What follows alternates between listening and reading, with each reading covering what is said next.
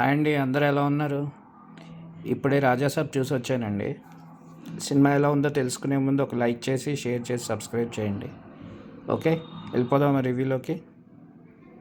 సినిమాలో positive points చెప్పాలంటే ఒకటండి, అది ప్రభాస్ క్లైమాక్స్లో తన యాక్టింగ్.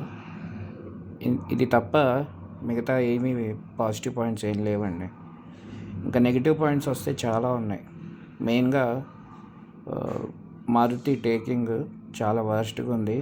అన్ని డిపార్ట్మెంట్స్లో fail, including recording. Thaman background చాలా లౌడ్గా ఉంటుంది. అస్సలు బాగాలేదు, చాలా డిస్టర్బింగ్గా అనిపించింది. ఇంకా నెగిటివ్ పాయింట్స్, ఇంకా సినిమాటోగ్రఫీ, ఆ లైటింగ్ కానీ అది చాలా చాలా వర్స్ట్గా ఉందండి. నెక్స్ట్ వచ్చేసి విజువల్ ఎఫెక్ట్స్ కూడా చాలా వర్స్ట్గా ఉన్నాయి. క్లైమాక్స్లో ఎంతో కొంచెం బాగుంది. నెక్స్ట్ వచ్చేసి ఇంకో నెగిటివ్ పాయింట్ సెట్స్ అండి. సెట్స్ ఎంత చీప్గా ఉన్నాయంటే అంత చీప్గా ఉన్నాయి. మొత్తం రామోజీ ఫిలిం సిటీలో తీసేసినట్టు అనిపించింది. ఇదండి నెగిటివ్ పాయింట్స్. అయితే అన్ని నెగిటివ్ పాయింట్సే. ఒక పాజిటివ్ పాయింట్ ప్రభాస్ తన యాక్టింగ్ క్లైమాక్స్లో. అదండి సినిమా.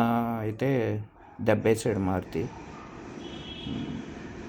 మరి చూడాలనుకుంటే ఒక క్లైమాక్స్ కోసం మిగతా 2.5 గంటలు భరించగలిగితే క్లైమాక్స్ కొంచెం పర్వాలేదు అనిపించింది.